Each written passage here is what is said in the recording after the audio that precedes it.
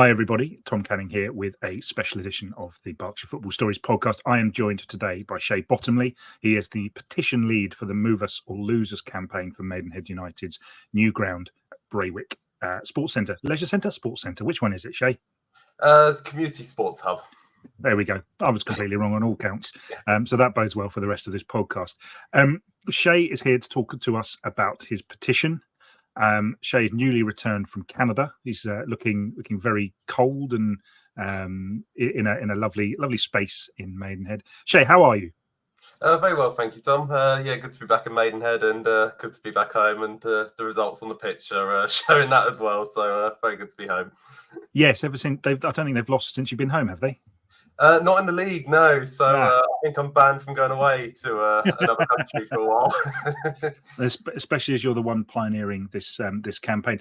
Can you, for people who are not familiar and who have been looking and seeing what's been going on at with regards to the Maidenhead United ground move, can you tell me sort of why the club first and foremost, why does the club need to move? Why can't they stay at York Road? You know, it's a historic ground. It has a positive rep, I think, from Maidenhead fans and people who like proper grounds. But I imagine, and I've seen, a negative rep from any sort of former professional club that comes down there. So why does the club need to move? Why is all this happening? So obviously, as Maidenhead United fans, we absolutely love York Road. We're so proud of our heritage and our history. But particularly since moving up to the National League, we have found it just really isn't fit for purpose anymore. We're very limited on the space that we have at York Road. There's a development just behind Canal End recently been approved, so we can't really upgrade it. If we were to get promoted, looking like a bit of a long shot at the moment, but you never know. Someone did it, for example. We would have to upgrade the ground, and it just wouldn't be possible within the space we have at York Road. Another key issue for the club is that we are unable to be self-sustaining at York Road. So our matchday revenue and from the men's and ladies teams, along with any transfer fees and stuff like that we get, that basically is how the club makes its money. So we are looking to move to Braywick because it will help the club. It'll create facilities for residents, but from a purely financial perspective, from the club side, it will help the club generate revenue and income, and that obviously, a successful football club has a wider knock-on benefit for the town itself. It's slightly facetious, I suppose, but why can't you just find somewhere else? Well, we're looking to try and keep, obviously York Road's in the heart of the town centre, and Braywick Park is about as close as you can get, really, to the town centre. It's also, its official name is Braywick Sports and Recreation Ground as well, so it's actually designed for sporting facilities in mind. There aren't really many other places, particularly in Maidenhead itself, but in terms of the wider area, we would have to start. If we were to consider moving somewhere else, we'd have to start looking perhaps even outside of Maidenhead and possibly even the Borough. So Braywick's Sports and Recreation Ground really is probably the only place that we can feasibly move to at this moment in time. So there was a Royal Borough of Windsor and Maidenhead Council meeting where, as far as I'm aware, this move was likely to be approved. Is that fair? Yes, that was on July the 27th. Of this year. And for reasons that I suspect we don't necessarily need to go into, but a change of council and various other bits, the move was denied. That's correct, yeah. So moving swiftly on from that, you set up a petition called Move Us or Lose Us, and very quickly you hit 2,000 signatures. How significant is 2,000? Because I suppose in the grand scheme of petitions, that possibly doesn't seem very much, but obviously to you and what you're trying to do, because there's a very specific catchment area, isn't there, as well? So talk me through it. What does the number mean? How big is it? So when we get to a certain threshold, that means our petition can be debated at full council. So they can sometimes bring petitions that are below that threshold, but if you want to guarantee it, it has to be above the threshold. to put it simply, the stronger the number we have, it really does show our support that we have, and I think that the support that the council didn't realise. As you mentioned as well, it's obviously a small catchment area. It's basically really anyone in the Royal Borough can sign it, but obviously our focus has been Maidonians to this point. But there's also a lot of people who are actually impacted positively by the club. For example, people who might live in Slough, who they visit down to they visit the football ground, but because they're not within the Royal Borough, their signature won't count. So it's really been about just trying to maximise the support we can get from people who are eligible to sign. And obviously that includes not just men's team supporters, but ladies, juniors, parents of juniors, stuff like that. And to get 2,000 has been quite remarkable, particularly in the short time frame that we achieved it as well. And there is also a counter petition. It'd be remiss of me not to mention the counter petition, which I think, according to the BBC, has 700 signatures. So I guess we're looking at quite a considerable vote in favour of the ground move. I can see that if there's someone listening to this particular podcast who maybe has signed that counter petition, they possibly suspect an air of bias. We are a football podcast. We want our football clubs to do well. So if that's the case, then fair enough. But the counter petition, how seriously did you take that to start with? Has it surprised you, and what effect has it had on? Has it helped your petition? In fact. It has actually. When the counter petition was launched, it was obviously disappointing because we just wanted to really prove our case to the council, and then there's the opposition as well. Even though it has significantly less signatures than ours, it's something that obviously have to take very seriously because the people behind it they're ardent campaigners. They're the same people who have campaigned against the development on the golf course, for example. So we have been taking it very seriously, and you do end up looking quite frequently on the RBWM website of how's theirs doing, how's ours doing. The good thing, certainly from our perspective, is that both petitions have seemed to slow down in terms of signatures, and ours is still about 1,000 head. So they could still get quite a few on paper signatures on hard copies, which I'm expecting them to. So that's something we're also trying to push. So even though it does look like quite a favourable advantage in our end, we still just we have to treat it like they're right on our heels, right on our tail, because they do have, I believe they've got another 2 months on us. Right. I think theirs goes to January 25th, whereas ours ends a week today on November 21st. Okay. So just looking at the BBC story, it's Douglas Watts who set it up, and he says Braywick Park is a valuable green space that provides recreation opportunities for the local community. It serves as a place for families, children, and individuals to enjoy nature, exercise, and relax. Disposing of this land would result in the loss of vital community asset. How do you respond to that? Well, the land at Braywick is the majority of the land where the proposals are for Maidenhead United are actually already comprised of the running track, which is in a state of disrepair. It isn't floodlit. There's floods all over the running track as well. I was actually down there the other day, and the athletics club are having to run around with head torches on just so they can see where they are at night. It's a crazy situation. So that's mostly the majority of the area that we are looking, where the club's proposals will be. The rest of it's right next to the A308, which is not suitable for wildlife. The deers and wildlife that may live on Braywick are not likely to live next to a 40-mile-an-hour dual carriageway. So I do see the point about open green space, but in reality, it's a really unused part of Braywick, of which the club's proposals are taking up a very small portion of Braywick in that sense as well. So it's it's impossible to build something on green space and not lose green space. But it just seems that this area in particular is so suitable because it's barely used, and the people that do use it are the athletics club who have to run around with a head torch on. So I don't really know where else, if we are going to build a new stadium in Maidenhead, where else would be more suitable, in my opinion. So obviously, I've been keeping across as much as I can some of this, and I've had visions of, because I've seen people talking about the running track. I've seen people talking about what happens to the running track. Is the running track going to go? Is the running track going to be incorporated into the ground?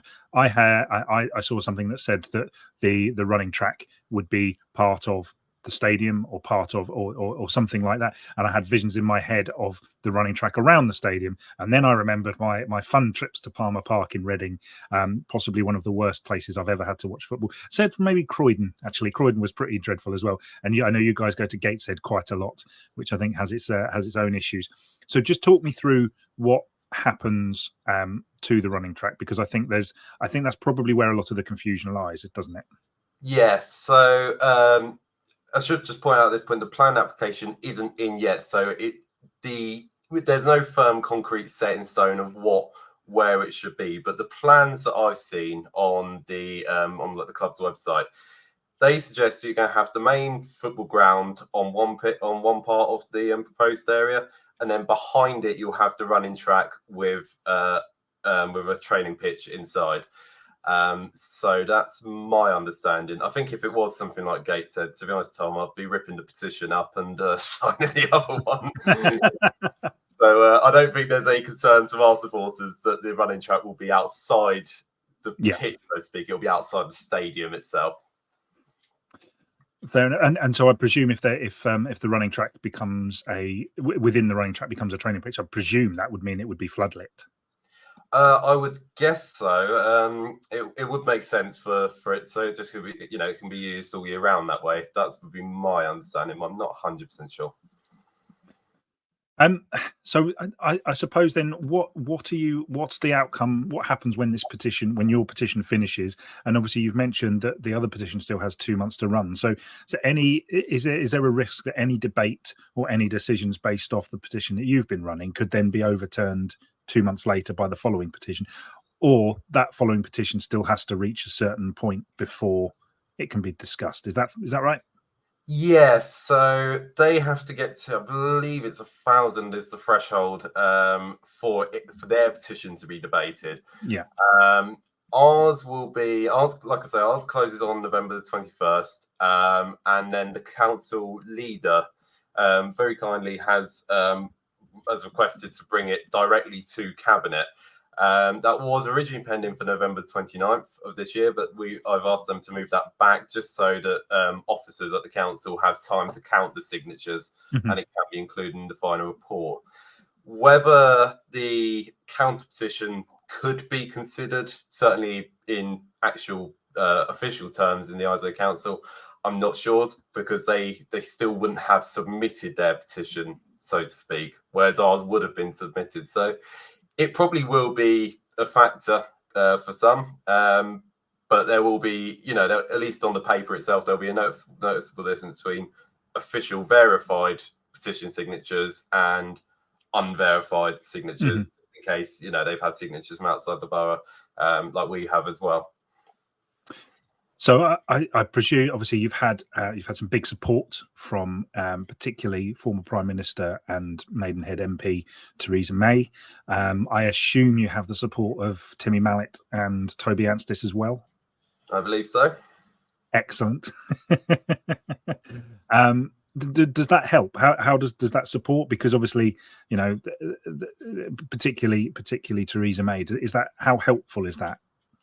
It's an interesting question, because obviously when a politician does get behind a petition or something like that, it can also almost get the partisan nature that sadly comes with politics. Certainly, Mrs. May rising the issue keeps it in the public limelight and raises awareness for it, which, given that it's a supporter-led petition and the work, I've got supporters on side with me who've been absolutely fantastic, but just keeping it in the public limelight helps, and the fact that she's in favour, it does help us quite a bit. Even with like Tim Mallet and Toby Antis as well, you know, some very famous names.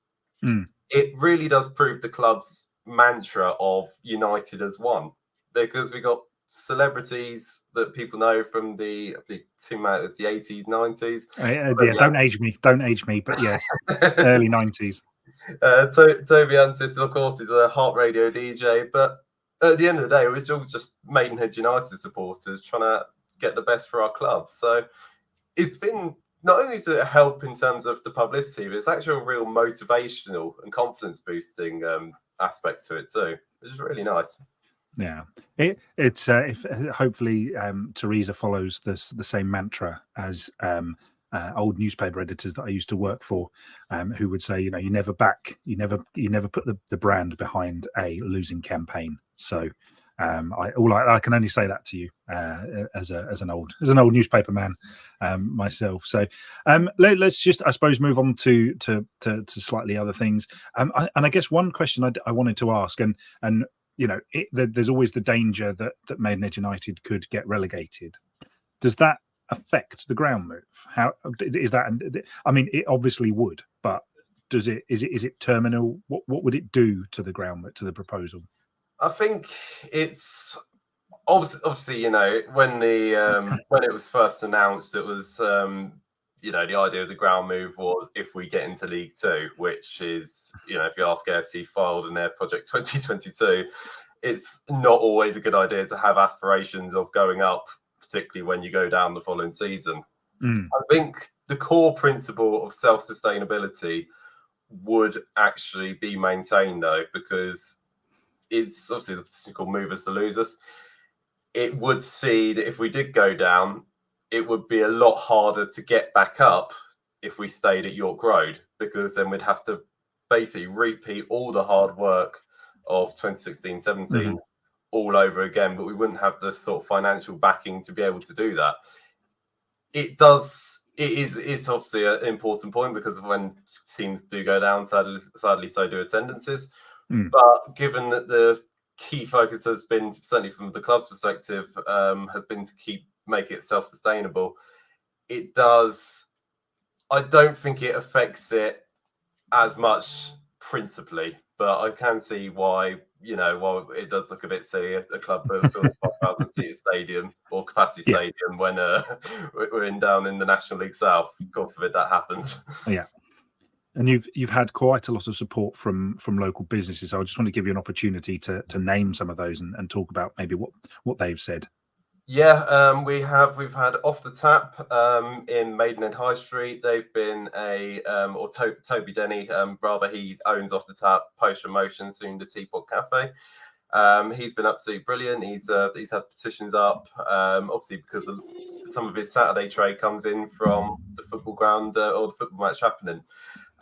We've had Barnside Motors all the way in Cookham, actually, so which really proves that it's not just Maidenhead businesses that are focusing, that are supporting the petition, but the wider businesses as well. And Barnside Motors in particular really recognise the importance of maintaining that, you know, their local customers, given the Cookham Bridge works that are ongoing until March next year. We've had Inspirations. They're a painting and decorating company. We visited them yesterday. Andy there is a huge supporter of the Magpies. I think he's at every home game possible. And again, he's got petitions, he's got hard copies in there. And it's great to see all the signatures he collected. I believe as well, we got the Crawford Arms. So they're a little bit out of town, actually, just up the A308. But it's a lot of Maidenhead United supporters go in there on their way to the ground. And the fact that theoretically the ground is were we to move would actually be further away from their pub and they're still supporting it, I think really is testament to how much they firmly believe in the ambitions as well. We've also got Rad's Barbers in Maidenhead High Street. Brilliant bloke, Rad. I'm not about to visit him yet, but you know, it does go to show that there's Maidenhead businesses supporting it, even if, you know, I don't know how many people go for a haircut then go to a football game, but it does show that there's a real sort of sense of community spirit, particularly among local businesses, within Maidenhead. So it's been brilliant to see, and we've got more coming as well in the coming hopefully coming days. So I'll highlight on my social media. I'd imagine if you've got the 5:20 kickoff on TNT Sports, you get yourself a good trim just in case you're caught on the telly cameras during the game. That would seem like a smart idea to me, really. Shay, it's been really good having you on. I just wanted to ask, I suppose, let's delve into something a bit more silly. In the spirit of great comebacks of recent days, Sam Barratt is back. How excited! Best player I've ever seen play. How excited are you to have Sammy Boy back? It's only for a month, I know, but it's we have the old chant, Sammy Barratt's magic, and he's on his third spell, so he's rivaling Harry Potter here. That's very good. That is very good. I'm stealing that as a headline. But he's it's brilliant to have Sam back. He's on 1 month loan with us. We do have a couple of players out injured at the moment, so he's there. I think he's there mainly just to strengthen the squad a little bit, but he's clearly passionate about Maidenhead United, which I believe he's a local lad as well. I don't think he lives too far away at all. So it's just fantastic, and hopefully he can get a couple of goals on the score sheet. I think he's just come back from injury himself as well, so it's good for him, good for the club, and fingers crossed it's a very successful month and we can continue building on our winning ways that we've enjoyed over the past few weeks. Yeah, it's Maidenhead never do things by halves, do they? It's always a block of defeats and a block of wins. That seems to be how it goes. I notice as well. Next up, you've got another old face against you this time. Josh Kelly's pulling up a few trees at Solihull Moors, so that will be a tough one. He obviously picked up a Man of the Match award on the telly at the weekend, so that'll be good to see him. What I mean, I guess aside from survival, what are your big hopes this season? We usually, survival's the key bonus, the key goal, and then anything after that's a bonus, is the usual saying. But to be honest with you, Tom, I'd love an FA Trophy run. I really would, because with the FA Trophies, one of those magnificent tournaments where you go to all sorts of different grounds across the country and places that you've never been before, and I think it really is quite testament to non-league football. And the reward at the end of it is Wembley. So there's an old debate among the Maidenhead supporters: would you trade off a trophy final for relegation? I don't think I would. I quite like life in the National League, but an FA Trophy run, particularly with our just bad luck in the FA Cup, would be brilliant. If we make it to make it all the way to quarters or something like that, just really keep up that momentum both in the cup and in the league. Be brilliant, really would. But that's obviously the draw's not for another couple of weeks, so we'll have to see who we get first and then decide from there. Shay, I can't finish off without also just quickly congratulating the first Maidenhead United team in 137 years to reach an FA Cup second round. That's the Maidenhead United women's team who beat Sutton United 4-3. That must make you incredibly proud as well. It's brilliant, Tom. Really is. It's true testament, because the women's football's grown so much, particularly since the Euros win a couple of years ago.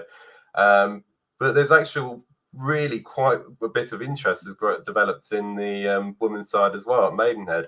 We're obviously very proud of all our teams, but just to see that the women have, it's not just in the FA Cup. They've been doing it for several years. They're playing at the Vitality Stadium in Bournemouth.